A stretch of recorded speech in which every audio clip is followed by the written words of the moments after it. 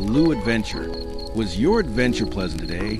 Come, sit with us by the fire and warm yourself on this cold night. As the flames chase away the chill, would you like to hear the tale of my journey? Very well. Make yourself comfortable, let the warmth embrace you, and listen closely to the story I am about to tell. The last night of Camelot. The once great halls of Camelot stood in silence, cloaked by ivy and the dust of years. What had once been a beacon of justice and chivalry was now a ruin, its stones scarred by fire and its towers reduced to broken silhouettes against the fading sun. The age of Arthur had ended in blood at Camelot, and with the death of the king, the fellowship of the Round Table had scattered into legend. Yet, in the shadows of this forgotten kingdom, one knight still lingered, bound by oath and memory. His name was Sir Alaric of Lionesse, a warrior not sung of in bards' tales, but one who had fought beside the famed knights when Camelot still breathed with honor. Now, he was the last who remained, carrying both the weight of survival and the burden of promises unfulfilled. Alaric wandered through the ruins as though walking among ghosts. He could almost hear the laughter of Gawain in the training yard, the soft voice of Lancelot praying at dawn, and the firm command of Arthur as he spoke of justice for all. But these echoes were cruel reminders, for none of them remained. In his dreams, Alaric had watched them fall one by one. Betrayal, war, and dark sorcery tearing apart what had been built. When he awoke, the only sound was the rustle of the wind through broken arches, and the only sight was the decay of what had been the greatest realm of man. Despite the ruin, Alaric carried himself with the discipline of a knight. His armor was battered and dulled, his cloak torn, but the sword at his side remained sharp and oiled. He had sworn to guard Camelot until his final breath, even if there was nothing left to guard but crumbling walls and fading memories. Yet he knew deep within his heart that destiny was not done with him, for in the whispers of the forest and the trembling of the earth, there were rumors that the darkness that had destroyed Camelot had not been vanquished. Mordor might be gone, but other shadows stirred, sorcerers, warlords, and creatures that hungered for the last spark of Arthur's dream. On that evening, as the sky bled crimson over the ruins, Alaric felt the weight of eyes upon him. He turned sharply, hand on his sword, only to see a hooded figure emerge from the tree-line. The stranger carried no weapon, only a staff crowned with crystal that glowed faintly. "You are Alaric," the figure said in a voice both old and unyielding. "The last night of Camelot. The world has not forgotten you, and neither has destiny." Alaric's jaw tightened. He did not welcome prophecy, for too many had died under the weight of it. But when the stranger lifted her hood, revealing the sharp eyes of Nimue, the Lady of the Lake, Alaric knew his path was about to change forever. For a moment, Alaric could not speak. The sight of Nimue stirred old memories. She had been there at the beginning, when Arthur first drew the sword from stone. She had walked among kings and knights, her presence commanding both reverence and fear. But Alaric also remembered the whispers that followed her, that she was neither wholly mortal nor wholly divine, bound to the waters yet free to shape the fates of men. To see her now, in the ruins of Camelot, felt as though time itself had circled back upon him. "What would you have of me, lady?" Alaric asked, his voice heavy with caution. "Camelot is gone. Arthur is gone. My oath has become nothing but dust." His words were bitter, sharpened by years of grief. Nimue stepped closer, her bare feet silent against the shattered stone. The crystal at her staff pulsed with soft light, casting strange shadows across the ruin. "No oath is dust," she said softly, her gaze unwavering. "The dream of Camelot sleeps, but it is not dead, so long as one night remembers. Hope endures, and you, Alaric of Lionesse, are the last vessel of that hope." Alaric's hand tightened on the hilt of his sword. "Exoria, a blade forged in Camelot's golden days. Hope does not feed the hungry," he muttered. "It does not rebuild kingdoms." He looked at the fallen towers, the broken gates. "I have walked these ruins for years. All I see is death." But Nimue's eyes glimmered with something beyond sorrow. "You see only what the world has allowed you to see. There are still powers at work, Alaric, forces that seek to finish what Mordor began.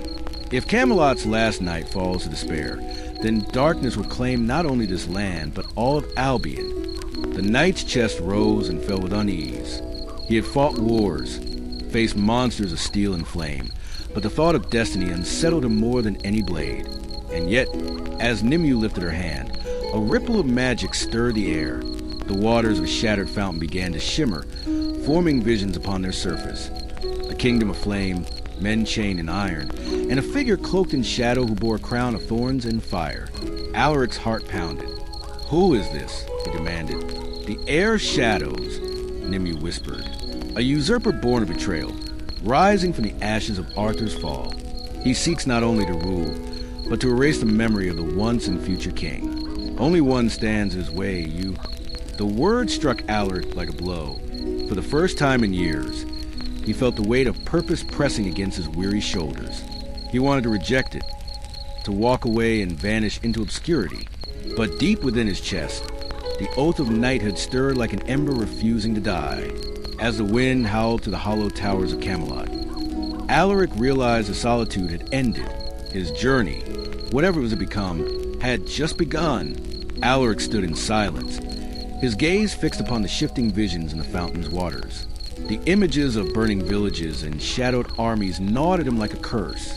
He could almost hear the cries of the people, begging for a protector who no longer existed. A part of him wanted to smash the fountain, to reject the prophecy outright, but his knightly heart resisted. For though he bore scars of grief, there was still iron in his soul. Nimue lowered her hand, and the vision faded into ripples. "The hour is late," she said, her voice carrying the solemnity of a final judgment. "You may turn from this path and fade into the silence of forgotten men. But if you choose to rise, the burden will be heavier than any you have carried before. The air of shadows will not rest until all memory of Arthur's dream is buried beneath darkness. If he is not stopped, the age of men will wither, and Albion will belong to the abyss." Alaric's jaw clenched, his thoughts torn between despair and duty. For years, he'd been the last guardian of a corpse kingdom, holding vigil for a dream that would never return. And yet, here was destiny, offering him a blade in the darkness. The choice was his and his alone. "I am tired of ghosts," he murmured, "but I cannot, will not, stand idle while another evil rises to enslave the innocent." He raised a sword, Exoria, its steel catching the faint glow of Nimue's staff. Though the weapon bore the marks of time, it still shone with quiet defiance. "If Camelot's last night is all that remains, then so be it. I will fight." Nimue's eyes softened, though her expression remained grave. "Then you will not fight alone. Seek out those who still remember, those who have not surrendered to despair. Allies lie scattered across Albion, waiting for the call of courage. Find them, Alaric. Gather them. Only together can you withstand what comes." The wind shifted, carrying with it the faint scent of rain and distant thunder. Nimue began to fade, her form dissolving like mist in the twilight. "When the time is right, I shall return. Until then, let your blade be more than steel. Let it be hope." And then she was gone. Alaric stood alone once more in the ruins of Camelot. But the silence was different now. It no longer felt like a graveyard, but a battlefield waiting to awaken. He sheathed Exoria, lifted his tattered cloak, and looked beyond the broken gates toward the wild lands that stretched before him. The path would be long, the battles merciless, but the oath he thought dead now lived again within him. The last night of Camelot had chosen his destiny, and the world would soon remember his name. The dawn after Nimue's visit came cold and gray, the sky heavy with storm clouds. Alaric rose from his restless sleep within the broken chapel of Camelot, his thoughts still echoing with her words. He had sworn to act, but now the weight of decision pressed down on him like armor left too long unworn. Where was he to begin? Camelot was no more, and the realm beyond had been torn apart by warlords and bandits, each clawing for scraps of power. Alaric fastened his cloak, tightened the straps on his battered armor, and set his sword at his side. For years, he had been a ghost bound to a ruin, but today his footsteps carried purpose. He crossed the fallen gates and entered the wild land beyond, where nature had begun to reclaim what men had abandoned. The road was broken, overgrown with thorns and weeds, but it stretched like a scar across Albion's scar body. As he traveled, Alaric saw how far the kingdom had fallen. Villages lay burned, their homes reduced to blackened timbers, Their people scattered or enslaved. Children with hollow eyes watched him from doorways, too frightened to ask for help. Once, the sight would have broken him. Now, it stoked the fire of his resolve. The heir of shadows had not yet revealed himself openly, but the land bore his mark of chaos. On the third day of his journey, Alaric's path crossed a narrow valley where the ruins of a watchtower stood. Smoke rose faintly from within, and the sound of clashing steel carried on the wind. Drawing his sword, Alaric advanced cautiously, his instinct sharp. As he crested the ridge, the scene revealed itself. A band of armed raiders surrounding a lone fighter. The figure stood with defiance, her blade flashing in the dim light, holding off 3 men at once. She was young, perhaps no more than 20, but her movements carried the precision of a trained warrior. Still, she was outnumbered, and her stance faltered as a raider's axe crashed against the shield. Without hesitation, Alaric descended into the fray. His voice, hoarse but commanding, rang out across the valley. Enough! His sword, Exoria, gleamed as he cut through the nearest attacker with practiced efficiency. Shock rippled through the raiders at the sudden appearance of an armored knight, a sight they had thought vanished from the world. Fear replaced their bravado, and within moments, those who still breathed fled into the trees, leaving only silence and fallen behind. The young warrior staggered, her chest rising and falling with exhaustion. She raised her blade as if to defend herself, but her eyes widened when she saw him clearly. "A knight," she whispered, disbelief thick in her voice. "But Camelot is dead." Alaric sheathed his sword slowly. "Camelot may be ashes," he replied, his tone steady, "but its oath still lives." "Who are you?" The girl straightened, wiping blood from her brow. "Eloan," she said, her voice trembling between pride and weariness. "Daughter of no house you'd know. I fight because someone must." She hesitated, then added, "And if the tales are true, then you are Alaric the last knight." Alaric's eyes narrowed. He had not spoken his name in years, yet it seemed destiny was determined to strip away his solitude. He studied her carefully, seeing not only youth, but a fire that reminded him of days long past. Perhaps Nimue had been right. Allies still remained, scattered, hidden, waiting for a call. And now, it seemed he had found the first. Eloan lowered her sword at last, though suspicion still lingered in her eyes. She was young, yes, but she bore the look of one who had learned survival the hard way. Her armor mismatched, her blade dull from overuse, her hands blistered with the marks of countless battles fought without glory. Alaric recognized the resilience in her stance, the quiet defiance of someone who refused to kneel before despair. "You fight well," Alaric said, his voice calm but measured, "but you would have fallen without aid." She bristled at the words, glaring at him. "And you think a single knight can stand against the darkness alone? I didn't ask for your help." Alaric studied her for a moment before answering. "No one asks for help, but those who refuse it rarely live long." His words carried no malice, only the weight of experience. Eloan's expression softened slightly, though her pride remained unbroken. The two gathered what they could from the fallen raiders, bread, water, and a handful of arrows that had not splintered in battle. As they prepared to leave the valley, Eloan finally asked, "Where do you go, knight?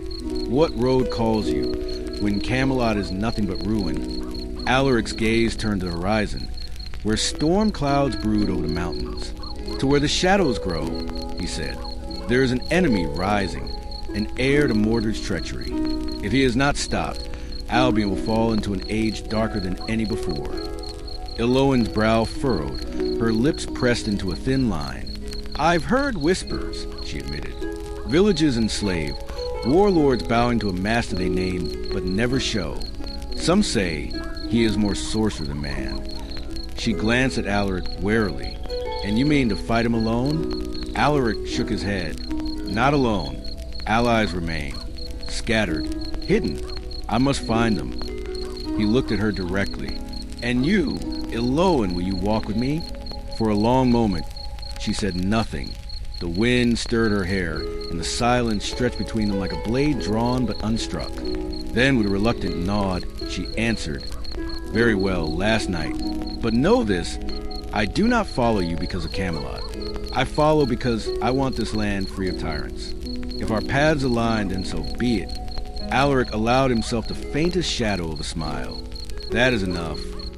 Their journey carried them through dense forests where the trees grew twisted and the air thick with damp silence. Birds rarely sang here, and every step seemed watched by unseen eyes. On the second night, as they made camp beside a narrow stream, Alaric felt it, the oppressive weight of danger pressing close. The fire burned low, the Lowen polishing her blade in silence, when the forest erupted with sound. From the darkness came shapes, gaunt, wolf-like creatures with eyes that glowed sickly green. They moved with unnatural speed, their growls more human than beast. Iloan, Alaric warned, drawing Exoria as the creature circled. These are no common wolves. Her face hardened, fear mingling with defiance. Then we kill what we can, or we die where we stand. The creatures lunged, their teeth flashing, their claws raking at the air. And in that moment, the knight and young warrior stood back to back, blades ready, firelight glinting off steel. Their first true trial had come. The first of the creatures leapt at Alaric, its jaws wide, its eyes burning with an unnatural hunger. Exoria sang as it cut through the air, cleaving the beast mid-leap. But instead of blood, a dark vapor hissed from the wound, twisting like smoke before vanishing into the night. The knight frowned. These were not creatures of flesh, but conjurations of sorcery. At his side, Iloan fought with feral determination. Her blade struck another wolf across the skull, sending it sprawling, only for the beast to rise again as though the wound were nothing. She spat a curse, bracing her shield as another lunge, its claws raking across the wood with a screech like steel on stone. "They won't stay dead," she shouted. "They can be killed," Alaric replied, his voice sharp and certain. "But not by steel alone. Strike with fire." Without hesitation, Iloan kicked the campfire, scattering burning embers across the clearing. Flames licked at the beast's fur, and their howls split the night as the fire seemed to sear more than flesh. It struck at the very shadow within them. Alaric seized one of the burning logs and rammed it into the gaping maw of a lunging wolf. The creature convulsed violently before collapsing into ash. One by one, the beasts fell to their combined assault of steel and flame, until the last of them dissolved into smoke. Silence descended upon the forest, broken only by the ragged sound of their breathing. The fire crackled low, casting trembling light upon their weary faces. Iloan dropped to one knee, her chest heaving. "By the gods," she muttered. What were they? Alaric wiped the black ash from his blade, his expression grim. Shadows made flesh. I have seen their like only once before, during the last days of Camelot, when Mordred's sorcery poisoned the battlefield. If they roam again, then Nimue's words were true. The darkness rises. Iloan looked at him, her face pale but her spirit unbroken. Then the fight is already upon us. Alaric nodded slowly, gazing into flames. Yes, and we are far from ready. His eyes turned to her, steady and searching. You fought bravely. Iloan, few would have stood against such horrors. You are no mere wanderer. You are meant for more. A flicker of pride touched her expression, though she masked it quickly. Perhaps, or perhaps I'm only too stubborn to die. The night allowed a rare, faint smile. That stubbornness may yet save us. As the fire burned low and shadows withdrew deeper into the forest, Alaric and Iloan sat in silence. For the first time in years, Alaric felt the stirrings of companionship. A reminder that even in the darkest hour, hope could be kindled anew. The road ahead was uncertain, the enemy unseen yet ever present. But the last night of Camelot no longer walked alone. And in that fragile alliance, a new fellowship began to take shape. The forest thinned after several days of travel, giving way to rolling hills scarred by war. Smoke rose faintly in the distance, a gray pillar against the morning sky. Alaric and Iloan moved cautiously, their supplies dwindling, their minds still haunted by the shadow beasts that had attacked them. Each night, Alaric kept watch longer than sleep would allow, half expecting the creatures to return. They did not, but their absence brought little comfort. It meant only that greater evils awaited elsewhere. By noon, they reached the edge of a village, or what had once been one. Blackened huts sagged and ruined, the streets littered with broken carts and shattered tools. The silence was too heavy to be natural. No livestock bleated, no children cried, only the moan of the wind through hollow doors. Eloan's hand rested uneasily on her sword. "Raiders," she whispered. Alaric crouched, studying the ground. The tracks were deep, uniform. "Not raiders," he muttered darkly. "Soldiers." He pointed the mark pressed into the earth. A sigil burned into the mud, as if by fire itself.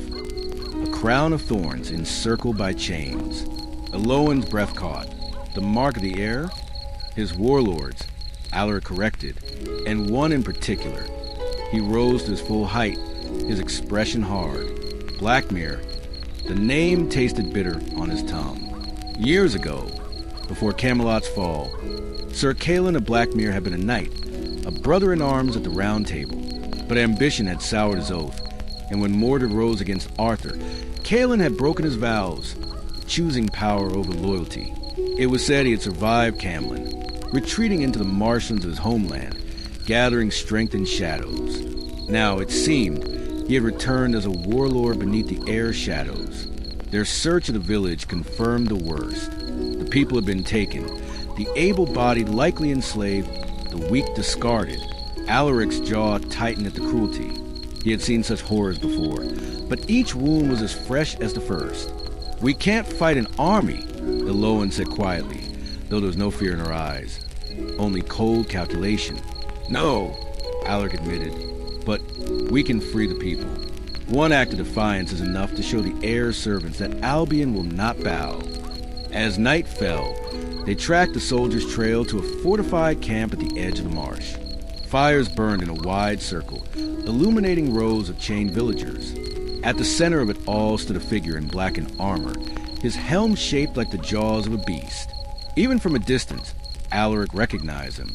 Calin, the once knight, now wore no crest but the mark of the crown and chains. His voice carried over the camp as he addressed the prisoners, promising mercy to those who swore fealty to the heir shadows.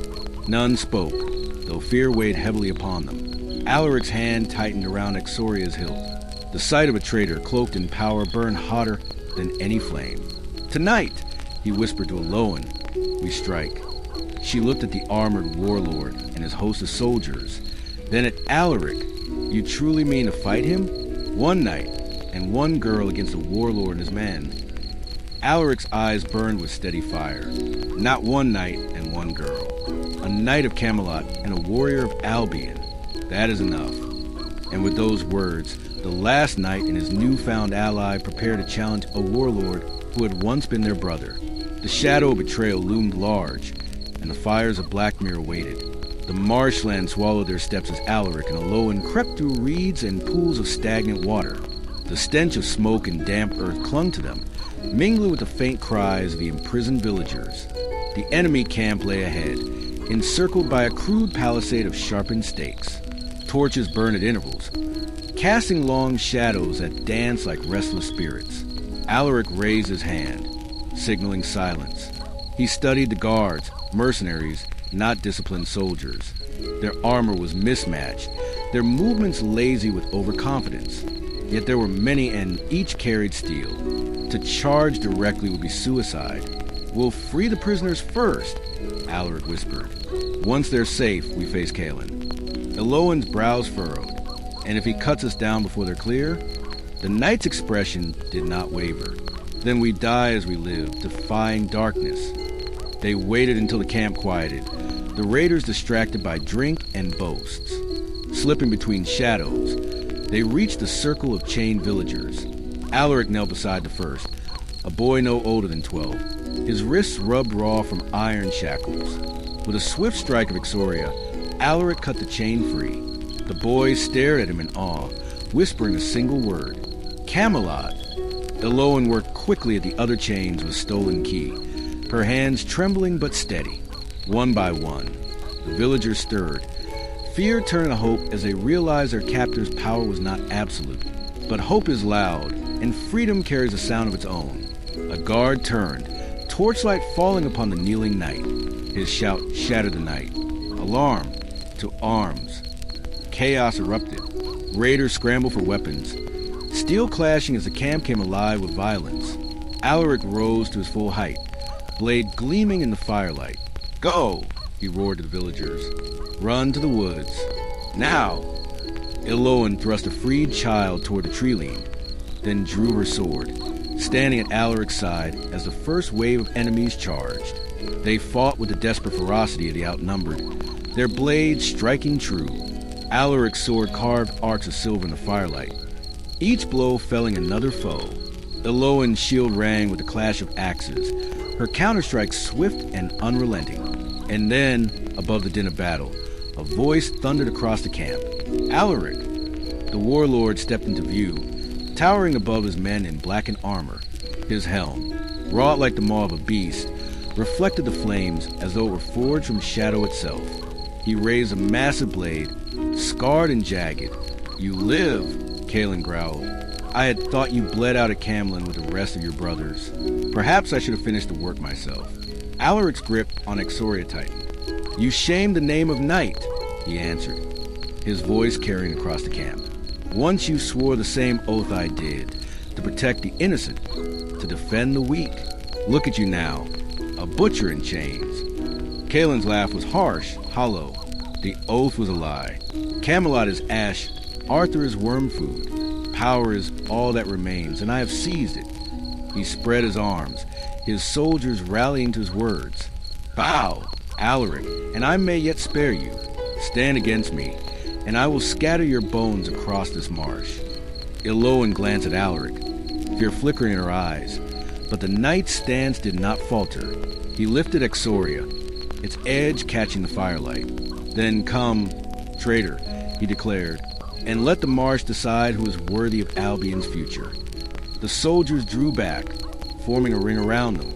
The knight held its breath as two former brothers faced one another, one bound by honor, the other consumed by ambition. The duel of Blackmere had begun. The ring of soldiers tightened as torches flared, their light casting the two combatants in stark relief. Alaric stood tall, battered armor clinging to him like a second skin, Exoria gleaming in his grip. Opposite him, Kalen loomed in his beast helm, his jagged sword crackling faintly with an aura of unnatural fire. Once, they had fought side by side beneath Arthur's banner. Tonight, they stood as enemies, one sworn to protect, the other to enslave. Kalen struck first. His blade fell like a thunderbolt, shattering the earth where Alaric had stood an instant before. Sparks flew as Exoria met the blow, the clash echoing across the camp like the toll of a great bell. The soldiers roared, their cheers feeding the warlord's fury. Alaric countered with precision, his strikes clean and measured, the movements of a knight forged in countless battles. But Kalen was stronger, his swings brutal and wide, forcing Alaric to yield ground with every clash. Their blades rang like storm against stone, sparks dancing in the night. "You are weak, Alaric," Kalen bellowed, pressing forward, still clinging to ghosts, to oaths that mean nothing. "Camelot is dead. You should have died with it." Alaric gritted his teeth, parrying another crushing blow that nearly split his shield arm. "Camelot is not dead," he growled. "It lives in every soul that still believes in justice, in every innocent who dares to dream of freedom. You abandoned that dream, Kalen. You betrayed it." The warlord snarled, tearing free from the lock of their blades.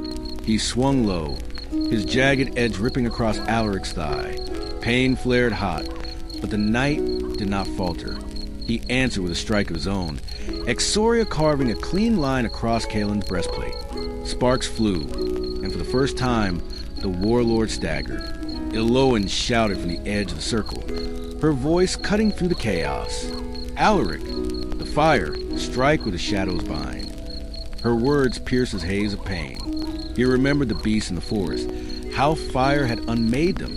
Kalen's sword burned with the same taint, the corruption of the air's shadows. It was not Kalen's strength alone that sustained him. It was sorcery. Summoning his resolve, Alaric shifted his stance. He drove Kalen back toward the nearest torch, each strike fueled by both fury and faith. The warlord's laughter faltered as the firelight grew brighter against his armor. With a final roar, Alaric locked blades with him, forcing Kalen's jagged edge downward. Then, seizing the torch in his free hand, he thrust it into the warlord's exposed helm. Flame burst across Kalen's face, his scream tearing through the night. The soldiers recoiled as their commander flailed, his armor glowing with unnatural heat. Alaric raised Ixoria high and brought it down in a single merciless stroke. The blade cleaved through helm and bone alike, and Kalen fell to marsh, his body writhing before dissolving into black ash. Silence fell. The soldiers, once loud with bloodlust, now stared in stunned horror. Without their leader, their courage broke like glass. One by one, they dropped their weapons and fled into the night, leaving the camp in ruin. Alaric stood panting, blood staining his leg, smoke rising from his armor. He looked to Aloan, who was guiding the last of the villagers towards safety. When her eyes met his, there was no doubt, no disbelief, only fierce certainty. "You are truly the last knight of Camelot," she whispered. Alaric did not answer. He only sheathed Ixoria, staring down at the ashes of a man who had once been his brother. Victory carried no triumph tonight, only sorrow. But as the freed villagers knelt before him, gratitude in their weary faces, Alaric knew one thing: hope had been kindled again, and the name of Camelot had been spoken with reverence, not fear. The war against the heir of shadows had only just begun. The marshlands of Blackmere lay silent in the aftermath of Kalen's defeat. Ashes drifted where the warlord had fallen, carried off by the night wind, while the villagers huddled around their savior. They offered food, cloaks, and trembling thanks. Yet Alaric's mind was elsewhere.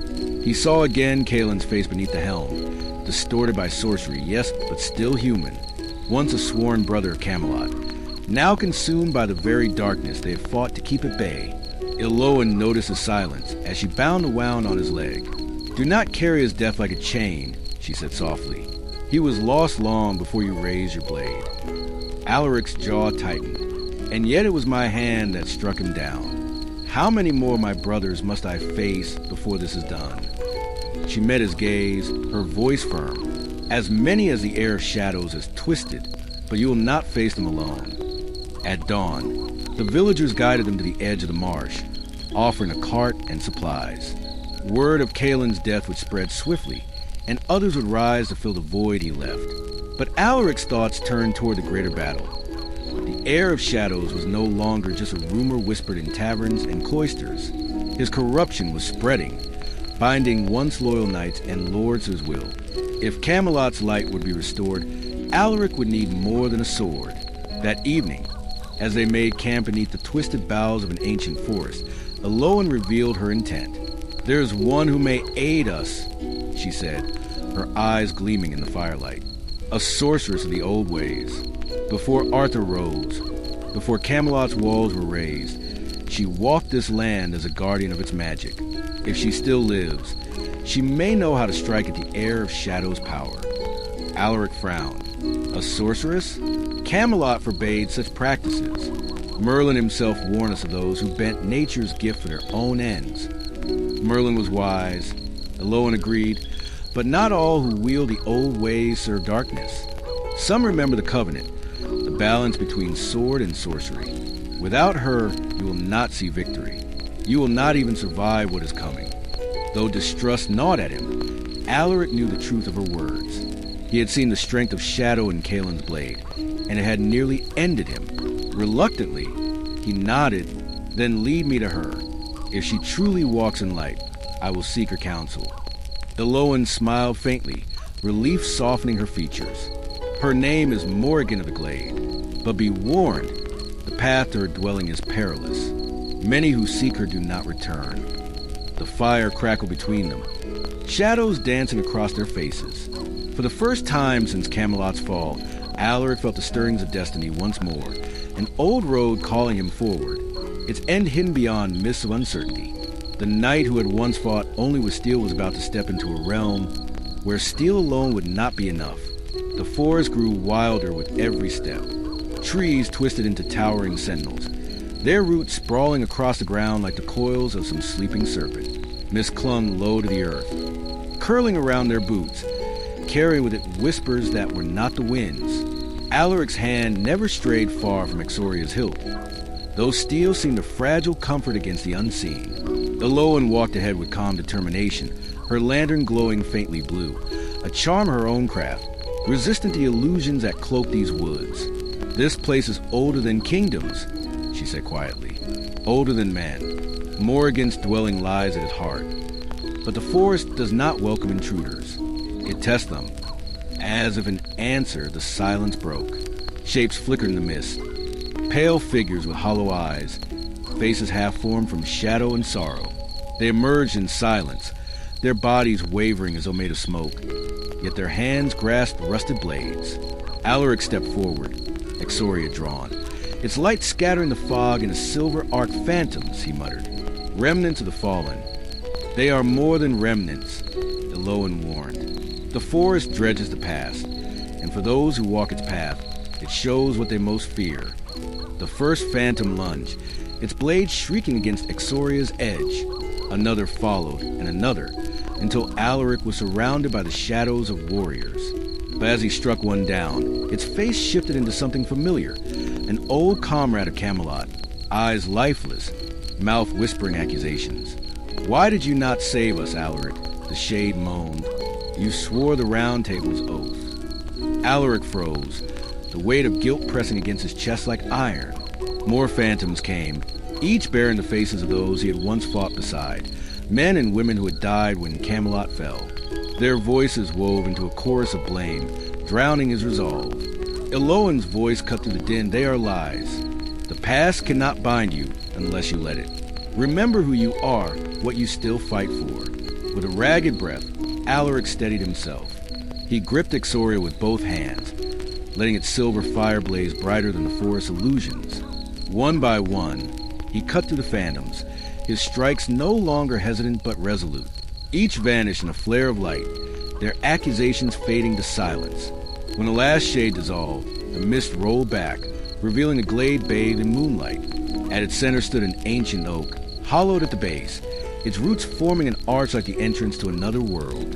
From within, a faint glow pulsed, a heartbeat of power older than Camelot itself. Eloan lowered her lantern, her eyes reverent. "We have arrived. Morrigan awaits." Alaric sheathed his blade, but did not loosen his guard. "Then let us see if she will aid us, or she will prove to be another enemy in disguise." The hollow of the oak beckoned, its glow shifting like living flame. Beyond lay answers, or doom. The hollow beneath the oak breathed with an ancient pulse, as though the tree itself were alive with some hidden power. Alaric ducked beneath the arch of roots, the glow within casting shifting patterns across his scarred armor. Eloan followed close behind, her lantern dim in comparison to the radiance ahead. They emerged into a cavern not of stone, but of living wood. The walls pulsed with faint veins of light, and the air hummed with magic, so thick it pressed against their skin. At the chamber's heart stood a figure cloaked in raven feathers, her hair black as midnight, her eyes burning with an unsettling brilliance that seemed to pierce flesh and thought alike. "Morrigan," Eloan whispered, bowing her head.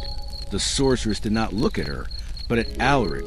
Her gaze was sharp, ancient, weighing him as though he were a relic dredged from the ruins of time.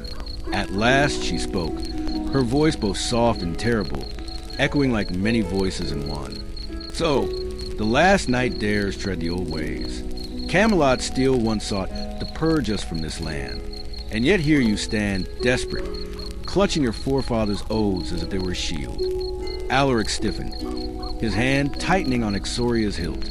"I seek no quarrel with you, sorceress, only guidance. The air of shadows spreads corruption across the realm. If you know how to stop him, speak it." Morrigan's lips curved into something between a smile and a sneer. "Guidance is not given freely. Power is not entrusted to the unworthy. You bear the sword Exoria, forged in the breath of dragons, blessed by Merlin's hand. Yet steel alone cannot pierce the shadow's heart. Do you know what that means, knight?" "That I must wield more than a blade," Alaric answered cautiously. Her eyes glimmered. "Then prove it." The cavern shifted. The walls were twisted, branches lashing downward, and the ground melted into a battlefield of memory. Alaric blinked, and he stood once more in the burning ruins of Camelot. The screams of the dying filled his ears, the stench of smoke and blood choking his lungs.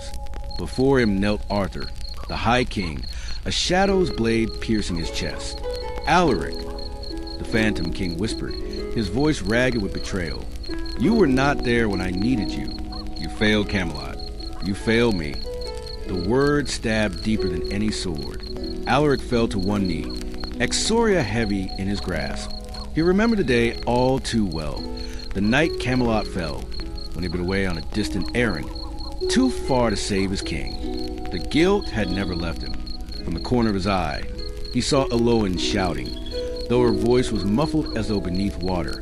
"It is a test. Do not believe what you see." The phantom Arthur drew his blade free and raised it high. Alaric's chest constricted. Every part of him longed to collapse beneath the weight of failure.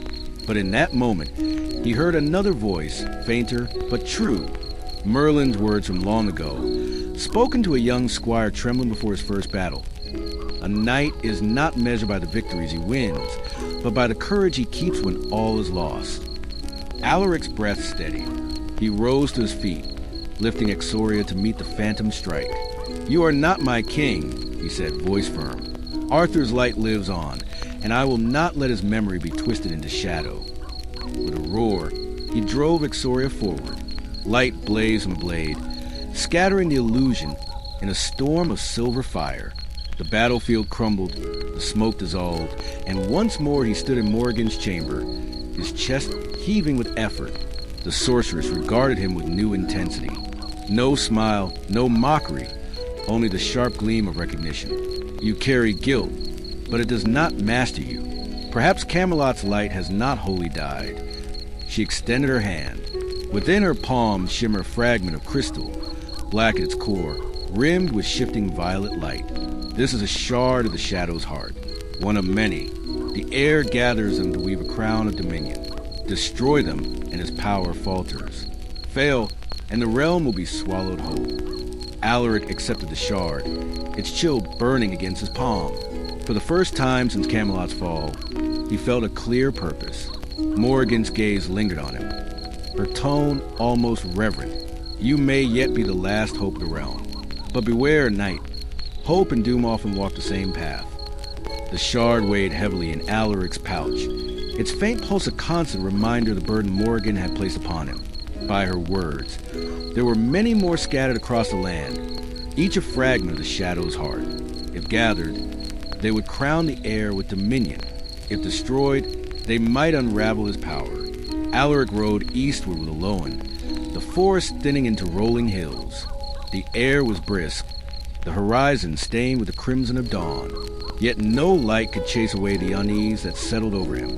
He had faced warlords and phantoms, but this quest was different. Its stakes no longer confined to battles, but to the fate of the realm itself. Eloan broke the silence as their horses climbed a ridge.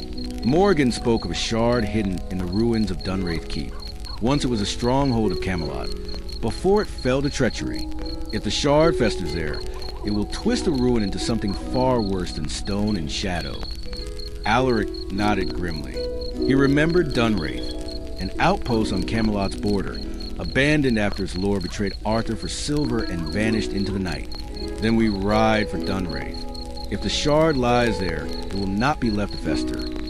By nightfall, the keep loomed before them, a blackened skeleton of towers and walls, jagged against the moon. The wind howled through its broken gates like the cry of the damned. No torchlight flickered within, no sign of man or beast, only silence, deep and suffocating. As they dismounted, Eloan laid a hand on Alaric's arm. "Be wary, the shard will not rest unguarded. Shadows cling to such places, feeding on grief and betrayal." Alaric drew Exoria, its silver light spilling across the stones. Each step he took echoed like a drumbeat in the hollow ruin. His thoughts drifted back to Caelin, to the faces of phantoms in the forest, to Arthur's dying breath. Shadows fed on guilt, and he carried more than his share. Within the keep's courtyard, they found it. The shard lodged in the chest of a great stone effigy, a statue of a knight kneeling as of an eternal penance. Its eyes glowed faintly, the stone trembling with unearthly life. And then the effigy moved. The statue's head rose, grinding like thunder, and its stone fist clenched around a massive broken sword. Black flame burst from the fissures in its body as it lurched to its feet. The shard blazed brighter in its chest, its pulse echoing like a heartbeat of doom. Alaric tightened his grip on Exoria. "So be it," he growled. Another guardian of shadow. The fallen knight of Dunwraith had awoken. The ground shook as the stone knight tore free of its pedestal. Dust cascaded from its massive shoulders, and cracks glowed with the sickly violet fire the shard embedded in its chest. With a roar like grinding boulders, it raised its broken sword high and brought it down in a strike that split the courtyard stones. Alaric barely rolled aside. Exoria flashing to parry the follow-up blow. Sparks and shards of stone burst in every direction. The sheer weight of the guardian's strikes rattled his bones, each one strong enough to shatter a tower wall. "Eloin," he called, bracing against another crushing swing. "Can the shard be broken while it lives?" Her voice rang out from behind a pillar, sharp with urgency. "The shard is its heart. Strike it there, or it will never fall." Easier said than done. The guardian's chest was shielded by slabs of stone, and each time Alaric tried to close the distance, its sword swept wide in a deadly arc. He ducked beneath one blow, only for a colossal fist to slam into his shield and fling him across the courtyard. He landed hard, the breath torn from his lungs, his vision swimming with stars. Through the haze, he saw the guardian advancing, its shadow blotting out the moon. For a heartbeat, despair threatened to swallow him whole. But then his fingers tightened on Exoria's hilt, and he remembered Morgan's words. "Steel alone cannot pierce the shadow's heart. You must wield more." Alaric forced himself to rise. If steel was not enough, then he must draw upon the light within himself.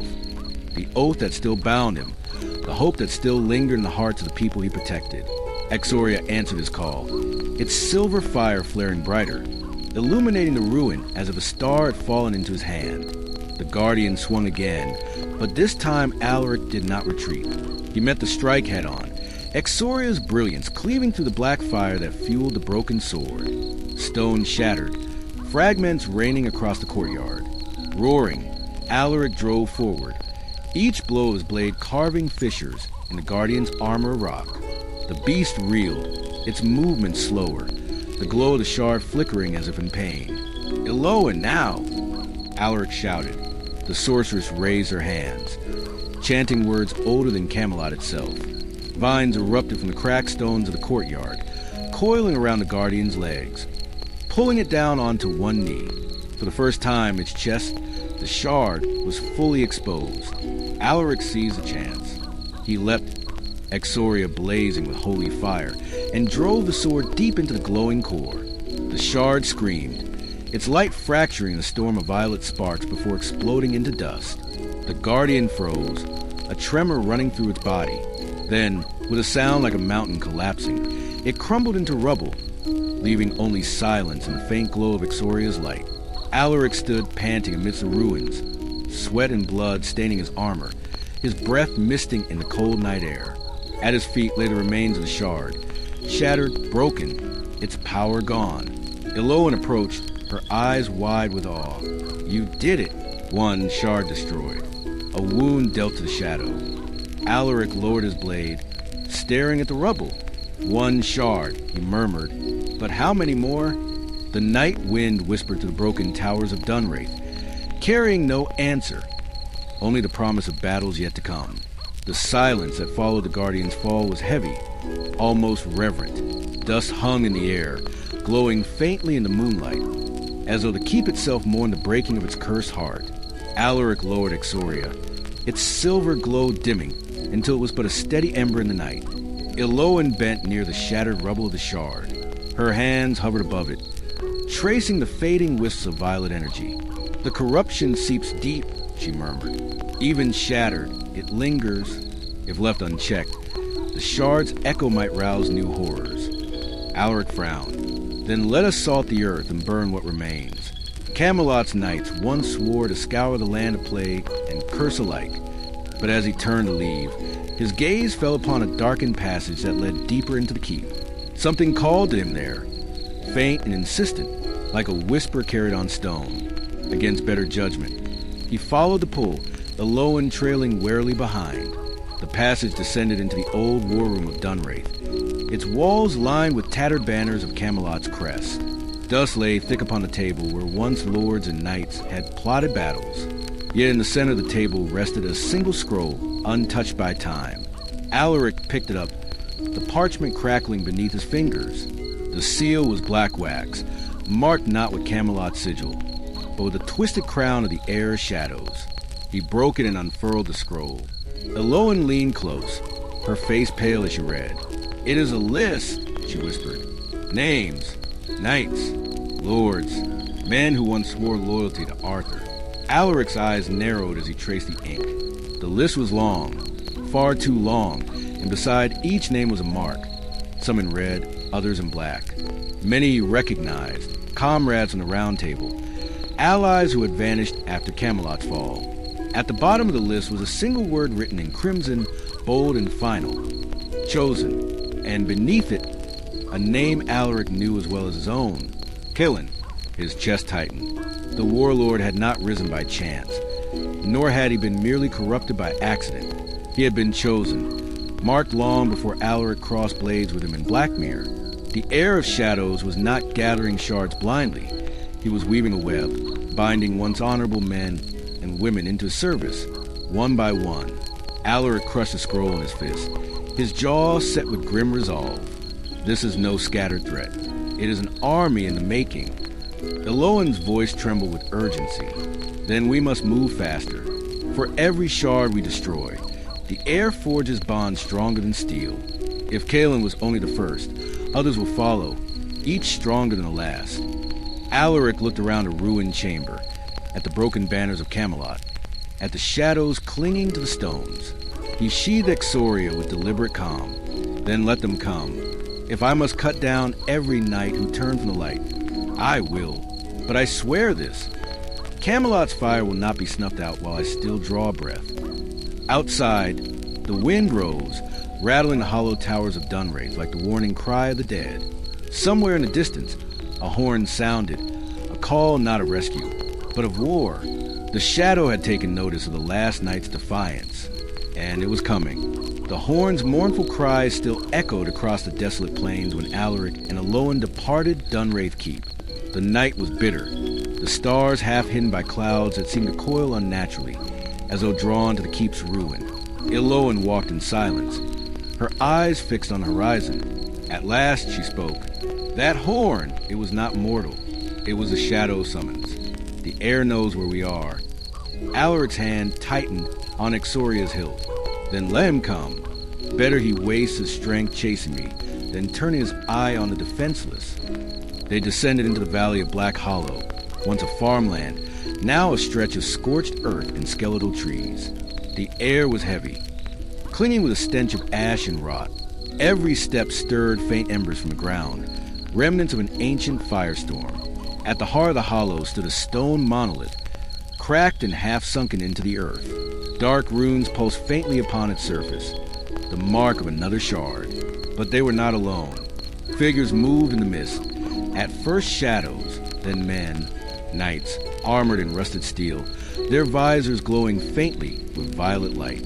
They bore swords and spears, though their movements were stiff, as though guided not by will but by strings. Eloan's breath caught. These are no mere soldiers. They are the husks of Camelot's fallen, bound by the shard corruption. Alaric's heart clenched as he recognized some of the insignias etched upon their shields. Friends, brothers, knights who had once shared bread with him in Arthur's hall.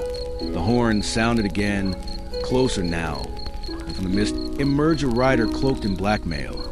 His helm was adorned with a twisted crown of iron, and across his back he bore a halberd wreathed in flame. Alaric of Camelot.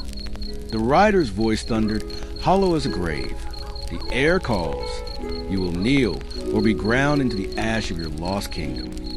Alaric stepped forward, Exoria flashing silver in the dark. Tell your master this. Camelot kneels to none. The horn blew once more, and the husks surged forward in unison, their rusted blades shrieking as they clashed against Alaric's steel. Exoria burned bright, cutting through corruption, but each fallen knight that crumbled left another to take his place. Beside him, Eloan raised her staff, chanting words of fire that burst into the hollow, driving back the tide. But the rider did not falter. He spurred his black steed in charge, halberd raised, flames spilling across the battlefield. The clash of knight against knight rang once more in the valley of Black Hollow. But this was no tourney nor honor duel. This was a reckoning, and Alaric felt the weight of history pressing down upon him with every strike. For the shadow was not only stealing Camelot's relics, it was stealing its very soul. The clash in the hollow raged like a storm. Every strike of Ixoria released a burst of light that shattered the husk's corrupted armor. Yet for each foe that fell, 2 more rose from the blackened soil. Their lifeless eyes gleamed with violet fire, their blades clanging together in eerie rhythm, as though bound to the horn's dreadful call. Alaric's arms burned with the effort, sweat and blood streaking down his face beneath his dented helm. The husks fought without fear, without fatigue. Some bore the heraldry of Camelot's proudest houses, banners now torn and blackened. He hesitated once, just once, when he recognized the sigil of Sir Owain upon a crumbling shield. In that heartbeat, a spear glanced against his side, rending steel and flesh. Eloan's cry cut through the clash. A surge of flame roared from her staff, consuming a knot of husks before they could press the attack. Her hair whipped wildly in the fire's heat, her face pale with strain. Alaric, you cannot falter. The shard's corruption binds them, destroy it, and they will fall. But the rider had already closed the distance. His halberd descended in a fiery arc, meeting Ixoria with a clang that shook the air. Sparks rained as the weapons locked. Through the rider's helm came the voice of the shadow's air, though distant, as if spoken through a veil of flame and smoke. You cling to a corpse last night. Camelot is gone. Yield the blade, and I may grant you death without torment. Alaric bared his teeth, forcing the rider back with a surge of strength. Camelot lives in me, in every soul that still dares to hope. And so long as hope breathes, the shadow will never rule unchallenged. The rider's laughter echoed, cold and joyless. He raised the halberd again, its blade dripping fire that hissed upon the scorched earth. Then you will burn with it. They clashed once more, steel against flame, light against corruption. Around them, the husks pressed harder, the horn's unholy cry urging them forward. Alaric felt his strength waning, yet the shard's pulse within the stone monolith called to him. It throbbed like a heart of darkness, feeding the endless tide. Only by reaching it could this battle end. But the rider stood between him and salvation, a wall of fire and fury. Alaric's chest heaved with each breath, his body battered, his vision narrowed by fatigue and pain. The rider pressed him relentlessly, the halberd's burning blade carving arcs of fire through the smoke-choked air. Sparks rained as Ixoria met each strike, but the force drove Alaric steadily backward, closer to the ring of husks closing around them. Eloan's voice rose above the clash, chanting words that shook the very ground. From her staff burst a torrent of blinding light, tearing a gap in the horde. Alaric, the shard, strike the shard. Through the haze he saw it, the cracked monolith pulsing with sickly violet glow, its rhythm echoing in his bones. The horn sound was tied to it, its call woven into the shard's corruption. The rider lunged, halberd crashing down. Alaric parried, the force numbing his arm. With a roar, he twisted, slamming his shield into the rider's chest, staggering him for a heartbeat. It was all he needed. Alaric broke into a sprint, driving through the gap Eloan had carved. Husks clawed at him, their blades grazing his armor, but he pushed forward, each step fueled by fury and memory. Faces of his brothers, of Arthur, of the dream Camelot had been.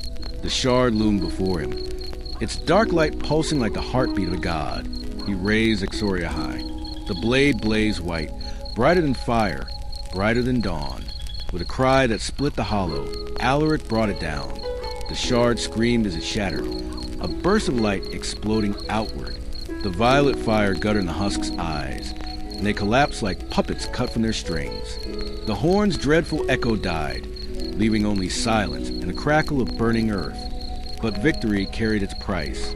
The rider still stood, staggered yet unbroken. His halberd's flames guttered low, his crown helm cracked, but he laughed, a sound more chilling than any battle cry. You delay the inevitable. Night.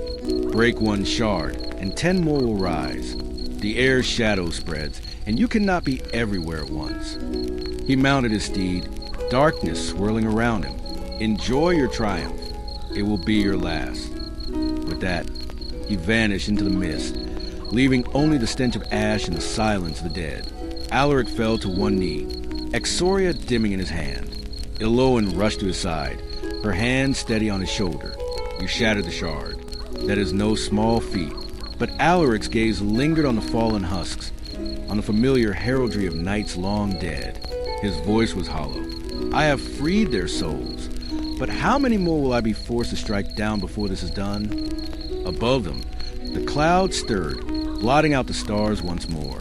The war was far from over.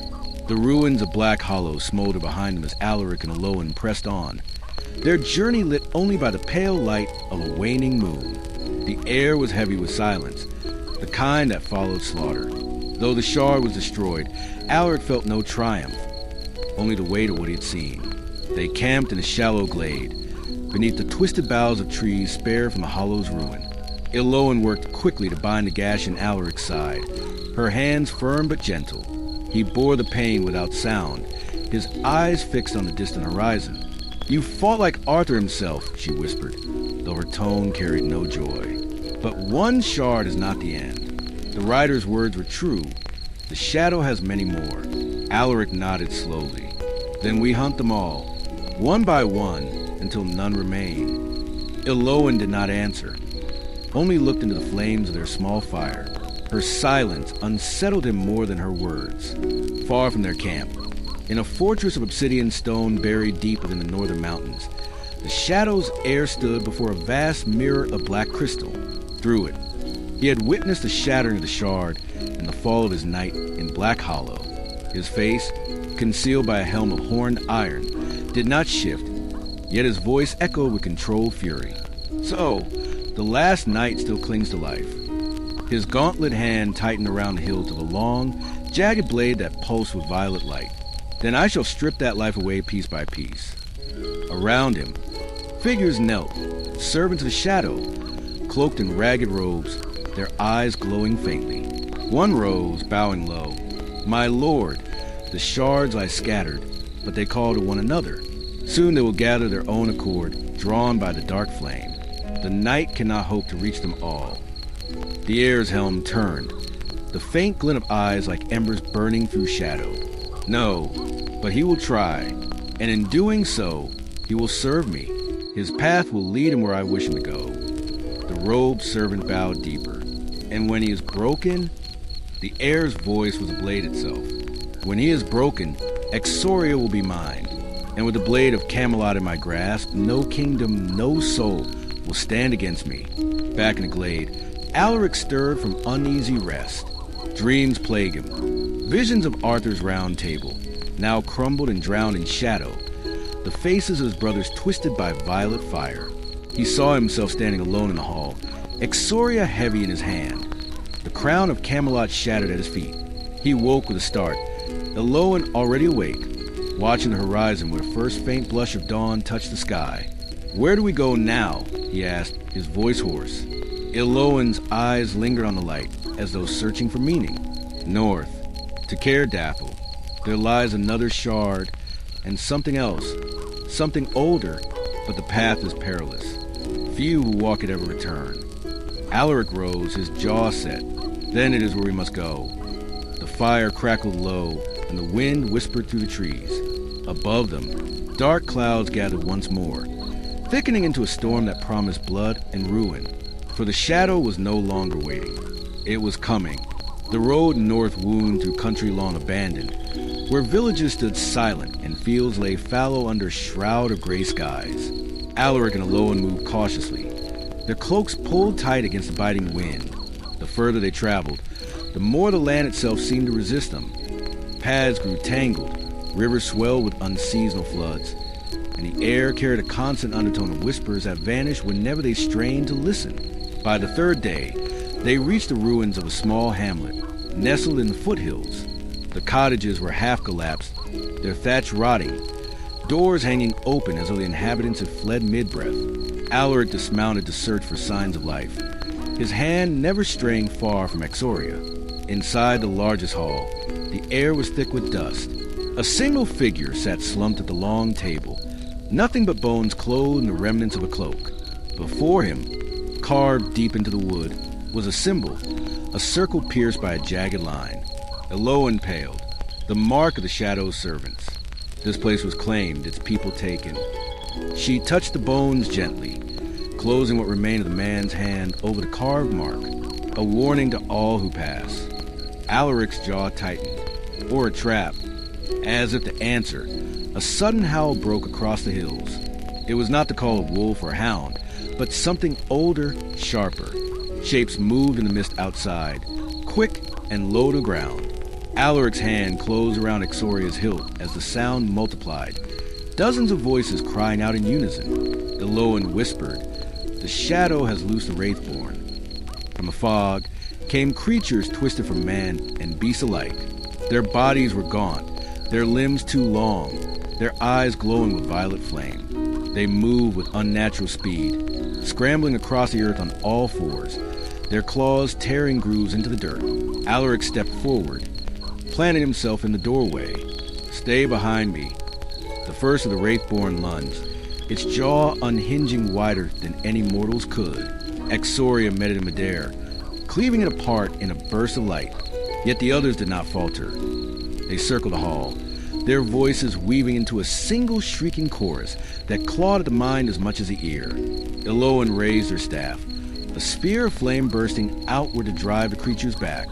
But for every one scorched, another appeared from the fog, drawn by the shard of corruption that still lingered on the land.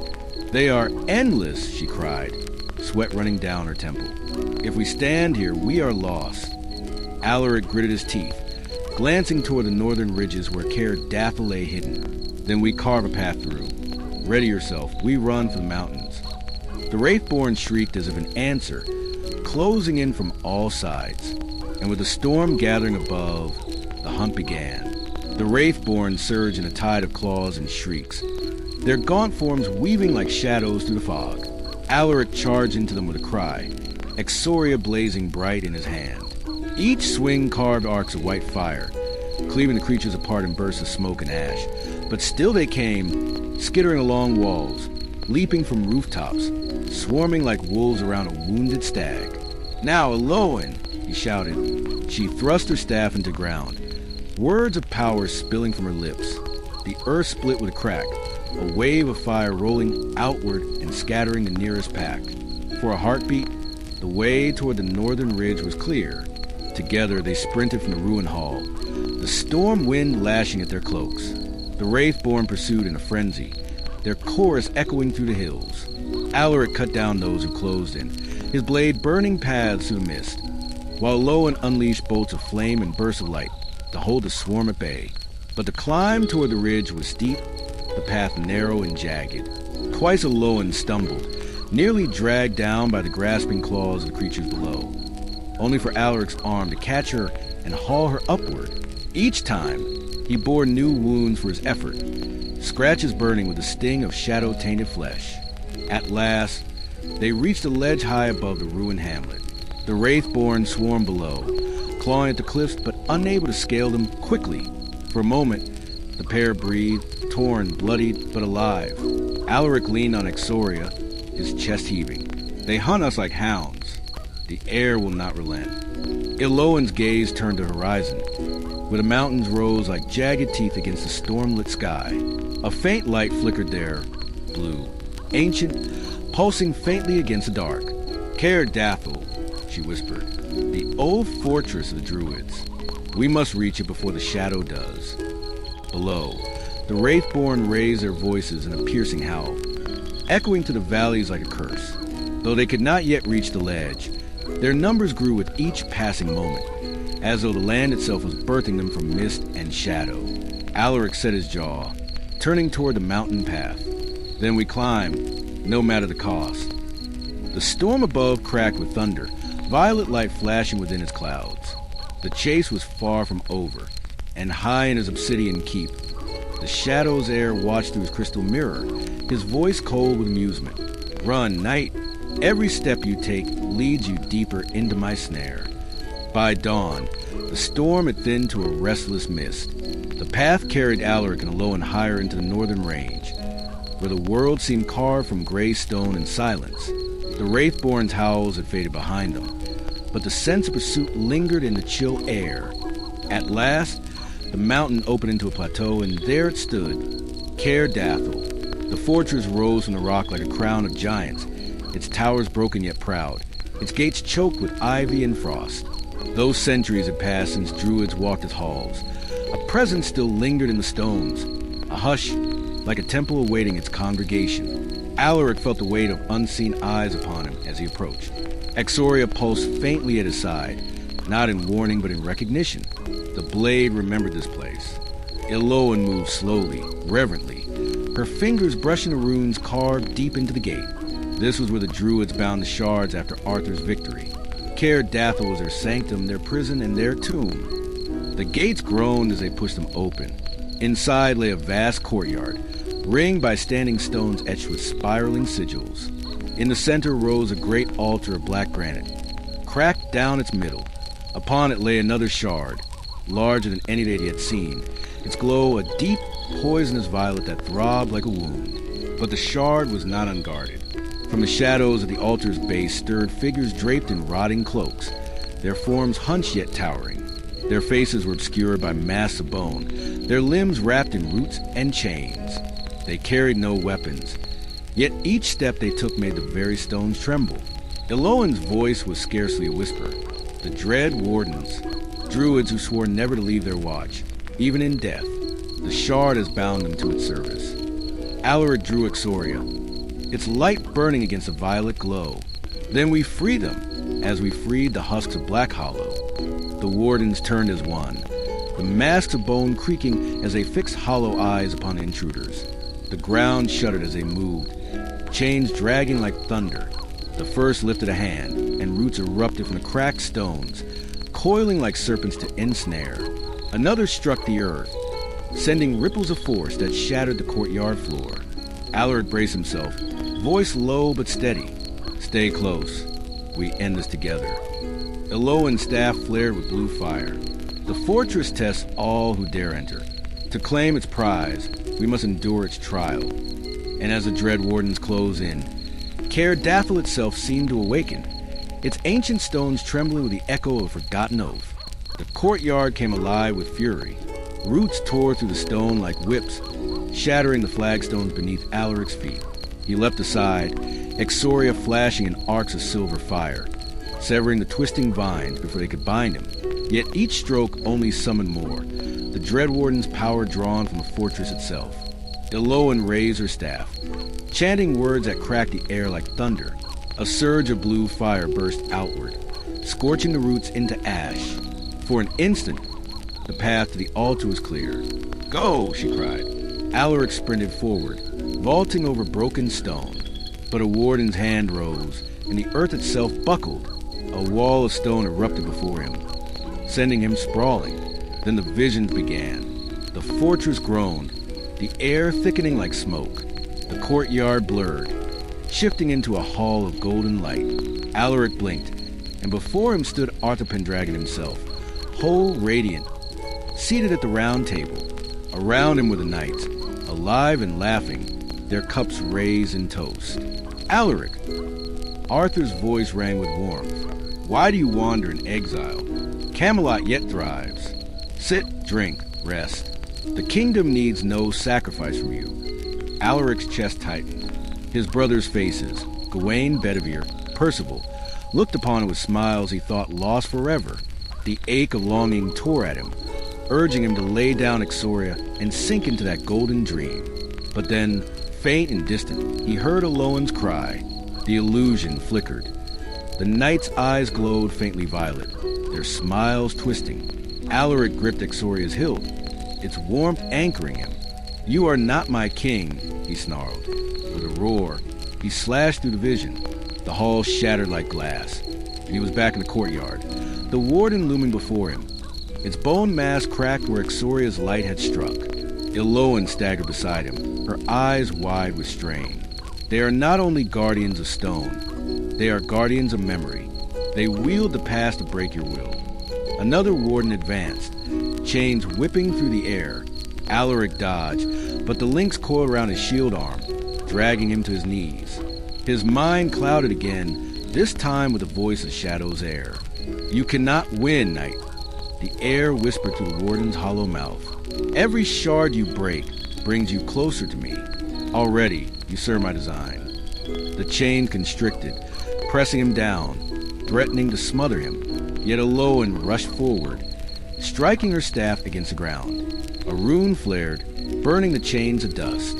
She met his eyes fiercely. "Stand, Alaric. Camelot's last night cannot fall to echoes and shadows." Fueled by her words, Alaric surged his feet, Exoria blazing. He struck with renewed fury, cleaving the warden's mask in two. Its massive form crumbled, collapsing into dust and roots that withered in the light. Two still remained, circling them with dreadful patience. The trial was far from over. The air trembled with power. The two remaining Dread Wardens stepped forward, their forms towering, their bone masks glowing with violet fire. They moved in unison, their voices merging into a chant that echoed like the grinding of stone. The fortress itself seemed to breathe with them, walls shifting, branches tightening overhead, as though the druid's fortress had come alive to smother intruders. Alaric tightened his grip on Exoria. Sweat stung his eyes, his muscles screamed from battle, but the blade's warmth pulsed in rhythm with his heartbeat, urging him to endure. Alolan raised her staff, lips moving swiftly as she drew symbols of silver light into the air. The warden to the left hurled its spear, the weapon splitting into three midair. Alaric caught one on his shield, twisted aside from the second, and slashed the third into shards of light. But the impact staggered him long enough for the other warden to summon a wave of roots, which surged upward like a sea of thorns. "Alolan," he called. The druidess slammed her staff into the earth, her spell exploding outward in a ring of fire that scorched the roots black. But her legs buckled beneath her, her strength fading. The wardens pressed forward, relentless. Their chant deepened, and suddenly the courtyard warped again. Alaric found himself standing not among ruins, but on the field of Camelot, the day Arthur fell. Corpses sprawled around him, blood soaking the mud.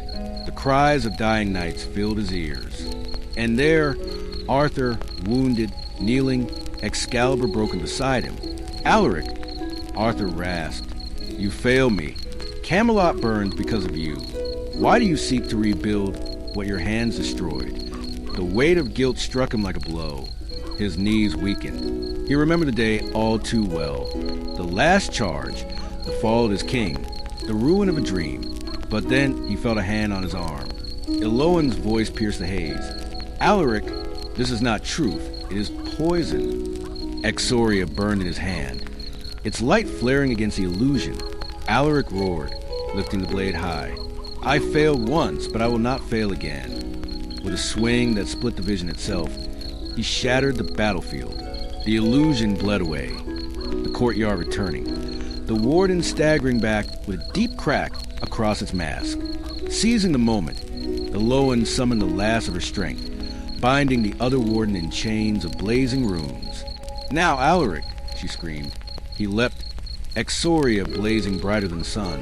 His strike cleaved to the bound warden, its mask exploding in a shower of ash. Then he turned, his momentum carrying him into the final foe. With one last cry, he drove Exoria down, splitting the mask and the earth beneath it. The fortress fell silent. The wardens crumbled into dust, their chants fading like whispers on the wind. The roots shriveled, the walls stilled. Only the altar remained, bathed in faint blue fire. Upon it lay the shard of Exoria, no longer dull stone, but a piece of living flame, pulsing as though it had a heartbeat of its own. Alaric staggered forward, each step heavy, and reached out. As his hand touched the shard, it melted into light, flowing into his blade. Exoria sang, a clear, triumphant note that shook the fortress to its foundations. Alolan collapsed to one knee, pale but smiling. "You claimed it, the shard of fire." "But Alaric," she looked toward the fortress gates, her eyes darkening. Something else was awakened. And then, from beyond the walls, a horn sounded, low, terrible, and all too familiar. The shadow's air had found them. The fortress shuddered as the horn's dreadful call echoed across the valley. Its note was not merely sound, but force that gnawed at the heart, summoning dread from marrow and memory alike. Alaric stiffened, Exoria thrumming in warning, while Alolan pushed herself unsteadily to her feet. "The air has come," she whispered. Her voice was almost reverent, though her eyes burned with fear. The last shadow of Mordred walks. From the shattered gates came a procession of dark fire and armored riders. Black steeds snorted smoke, hoofs pounding the earth like thunder. At their head rode a figure taller than any man Alaric had faced, clad in onyx plate chased with blood-red sigils. His helm bore the visage of a wolf, jaws gaping as though mid-snarl, and in his hand gleamed a blade wrought of living night, a blade that drank light instead of reflecting it. The air dismounted slowly, every motion measured, certain. His presence pressed down on the ruined courtyard like the weight of mountains. Around him, his knights fanned out, their armor rusted but alive with fell enchantment, eyes glowing faintly beneath their helms. Alaric of Camelot. The air's voice rang, deep and resonant, as though spoken by 100 mouths at once. The last curve of a broken dream. You crawl across the bones of a dead age, chasing sparks that will not burn again. He lifted his sword. "I will unmake you as I unmade your king." The name struck like a blade. Camelot, Arthur, Camlin. Alaric felt the memories tearing at his heart. The fall, the screams, the crown sinking into mud and blood. But Exoria's flame pulsed stronger, a steady thrum like a heartbeat, reminding him of his vow. He raised the sword. Arthur fell, but the dream lives, and I will see it burn brighter than your shadow ever could. A ripple of laughter, low and mirthless, echoed from the air. Then he gestured. At once his knights advanced, shields locking, weapons raised, their march pounding like drums of war. "Alolan," Alaric said through clenched teeth, "keep the shards' fire burning. I'll hold them." But she shook her head fiercely. "Not alone. The druid's power lingers. I will call it to us." Her hands rose, weaving signs of flame and vine, her chant rising against the black tide. The clash came like a storm breaking. Alaric met the first wave of the air's knights, Exoria blazing arcs of fire through the gloom. Steel screamed against steel, sparks raining, his muscles straining as he cut and parried and thrust. Alolan spells burst among the enemy, roots impaling riders, fire scattering their ranks. But for everyone that fell, another pressed forward. Through it all, the air stood unmoving, his sword held low, his gaze fixed on Alaric, watching, waiting, and then, at last, he stepped forward. The ground trembled.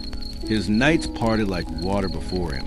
Alaric barely caught his breath before the air was upon him, their blades colliding with sound like thunder. Exoria's flame met the darkness of the air's sword, fire against void, light against shadow. The impact hurled shockwaves through the courtyard, shattering what little remained of the fortress walls. "Your king died by this blade," the air hissed, driving Alaric back. "And so will you." Their duel had begun, the true battle for Camelot's legacy. The courtyard became a storm. Exoria's fire blazed against the void-forged blade of the air, every strike sending sparks of living flame into the night sky. Alaric gritted his teeth as he met blow after blow, each one carrying the force of a falling tower. The air moved with dreadful precision, no wasted strike, no faltering step. Each swing an echo of ancient wars, the weight of generations of shadow behind it. Alolan's voice rose above the clash, chanting words older than stone. Sigils burst to life around her, circling in arcs of silver and green, lashing out as whips of vine and flame. They tore through the shadow knights, dragging them into the earth, incinerating their armor. Yet still they came. Their bodies were forming like smoke, only to fall again beneath her spells. Sweat ran down her brow, her strength faltering, but she did not yield. The air sword locked with Exoria, darkness riding against flame. His voice rumbled through his helm. "You fight like a knight, but you bleed like a man. You cannot hold the weight of the dream you carry." Alaric shoved back, forcing the air a step away. His chest heaved, his arm trembled, But he met the burning gaze within that wolf helm without flinching. I fight as the last night, because no one else will. And that is enough. The air answered with silence and sudden fury. His blade descended in a blur, black flame erupting from the strike. Alaric barely raised Exoria in time. The impact threw him across the courtyard, crashing him into broken stone. Dust filled his lungs, pain seared his ribs. Through the haze, he saw the air striding toward him, unstoppable, inevitable. Eloan, but she was already moving. She slammed her staff into ground, summoning a barrier of roots and flame between Alaric and the descending shadow blade. The impact shattered it instantly, sending shards of burning wood spiraling into the air, but it brought Alaric the heartbeat he needed. He rolled to his feet, raising Exoria once more. The blade flared, brighter than ever before, its flames spreading into tendrils that coiled around his arm. The shard within it sang, not in words, but in pure will. A surge of strength filled him, not his own, but the dream of Camelot itself. The oath of every knight who had ever sworn fealty to the Round Table. With a cry that tore through the storm, Alaric lunged. Their blades met again, fire clashing with void, and this time the light did not falter. The air staggered back, the first crack spidering across his onyx armor, glowing like molten iron. Eloan gasped, her hands trembling as she felt the shift in the air. Alaric, Exoria is waking. The air's helm tilted, as though appraising the night anew. Then, for the first time, his voice wavered with something like surprise. You carry more than steel. You carry his flame. And with that, the duel raged on, fire and shadow tearing the very bones of the fortress apart. The fortress shook as the clash between Exoria and the void-forged blades split the night. Sparks of fire and shreds of shadow spiraled skyward, like warring stars. Alaric pressed forward, driving the air back step by step, his muscles screaming, his chest heaving. But for the first time, he saw cracks blooming across that black armor, glowing with faint embers beneath. The air snarled, a sound like stone grinding against stone. His knights faltered in their assault against Eloan as their master's fury grew. You think you have found strength? His voice thundered. You have not yet seen mine. He raised his sword and drove it into the earth. The world ruptured. Black fire erupted from the ground, splitting the courtyard into gaping chasms. Shadows poured upward like molten tar, twisting into the forms of serpents, wolves, and knights long dead. The fortress groaned as walls collapsed inward, vines withering beneath the weight of the void. Alaric fell to one knee, the tremors buckling his stance. Eloan screamed as the ground split beneath her, nearly dragging her into the abyss. Only a desperate vine, summoned at the last instant, saved her from the drop. The air rose from the maelstrom, his form growing taller, darker, his armor blazing with red cracks. His helm seemed to stretch into a beast's maw, and his voice deepened until it shook the marrow of Alaric's bones. I am not Mordred's shadow. I am the end of his oath. I am the heir of despair, and I will drown the last ember of Camelot in my night. He swung his blade. A tidal wave of shadow fire roared toward Alaric, devouring stone and sky alike. There was no space to run, no shield to hide behind. Exoria pulsed in Alaric's hand, its flame burning white-hot, urging him forward. He planted his feet, raised the blade, and roared as he swung into the wave. The clash tore the breath from his lungs, the heat blistered his skin, and for a moment he thought he would break, but the flame held. Exoria split the torrent, cleaving it into arcs that crashed harmlessly to either side. The force hurled him back, slamming him into the altar where the shard had lain. Pain screamed through his body, his vision blurred. But Exoria's fire still burned, now brighter than ever, as though feeding not only on his will, but on something greater, an inheritance of hope left behind by Arthur himself. Eloan stumbled to his side, her face pale, her voice hoarse. Alaric, this power, it is not only yours, it is Camelot's. You must wield it or all is lost. The heir strode forward, towering in his monstrous form, his blade raised high for the final strike. Shadows swirled around him like a storm, blotting out the moon. Alaric forced himself upright, planting Exoria before him. He bled, he ached, but he stood. The flame coiled up his arm, across his chest, wreathing him in fire. His eyes burned with defiance. "Camelot is not ashes," he said, his voice carrying across the ruin. "It lives in me. It lives in every knight who ever swore the oath. And tonight, it lives against you." The air roared, his blade descending. Alaric surged forward to meet it, and the night split open in a blaze of fire and shadow. The heavens split with fire and shadow as Exoria clashed against the void-forged blade. The fortress shook itself apart. Towers crumbled, roots snapped, stone groaned and fell into the abyss. The battlefield was no longer earth but a storm. Flame roaring, shadow writhing. Two forces of destiny colliding at the heart of the world. Alaric's arms burned with pain. Every swing of Exoria felt like it tore at his very soul. The air pressed it without pause, his monstrous form unyielding, his strikes heavy as mountains. Each blow rattled Alaric to his core, threatening to crush him beneath despair. But Exoria's flames sang within him. Each time his knees buckled, it lifted him. Each time his vision dimmed, it flared brighter. And in the spaces between strikes, he heard voices. The laughter of Gawain, the steady counsel of Lancelot, the quiet strength of Arthur himself. Not phantoms of guilt, but echoes of the oath he carried. "You fight for ashes," the air roared, his sword sweeping in a black arc that tore the ground asunder. "Camelot is gone. Arthur is dust. What you protect is only memory." Alaric slid beneath the swing, sparks flaring as Exoria carved across the air's chest. "Camelot is not dust," he shouted, voice raw with fire. "It is the dream that men can be more than themselves, that they can build a light worth dying for, and that dream is eternal." The air staggered, a deep fissure splitting through his armor, but instead of falling, he howled, plunging his blade into the earth once more.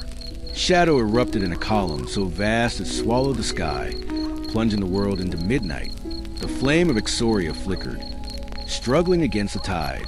Alaric faltered, until Aloan's voice rose behind him. She stood at the edge of the chasm, staff raised high, though her body trembled.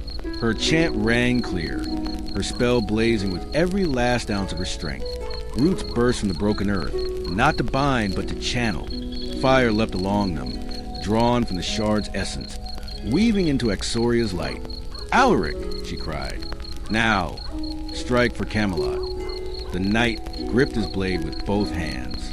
Exoria blazed like a newborn sun, its fire white and gold, its voice a chorus of every knight who had ever lived. He charged. The air raised a sword, void roaring in answer. Shadow and flame met in a cataclysm that shook the world. The impact blinded the sky, shattered the fortress, split the valley itself. When the light faded, silence reigned. The air knelt, his armor cracked, his blade shattered to dust. His helm fell away, revealing a face both young and ancient, eyes hollow yet almost human. He looked up at Alaric, and for the first time, there was no hatred in his gaze, only sorrow. "You, carry it still," he whispered. "The dream I could not." And then he crumbled, his body unraveling into ash, swept away by the wind. Alaric stood swaying, Exoria dimming in his hands, but still warm, still alive. Aloan stumbled to his side, catching his arm, her face streaked with tears and soot. "It's over," she breathed. He looked at the horizon, where dawn's first light pierced the clouds. For the first time in years, the sky was clear. "No," Alaric said softly, almost to himself. "It has only begun." The last night of Camelot sheathed Exoria, the flame within it burning steady, eternal. And as the sun rose, so too did the dream, reborn in fire, carried by one who would never let it fall again. In the days that followed, whispers spread across the broken lands. Travelers spoke of a knight seen upon the ridges at dawn, his blade burning like the first light of morning. In ruined villages, campfires burned brighter, and children repeated the old stories of Camelot. Not as tales of a lost age, but as promises of what might rise again. The shadow that had hung heavy over the land was gone. In its place lingered something fragile, something easily overlooked, yet stubborn in its persistence. Hope. And though none knew his name, they called him simply the Last Knight.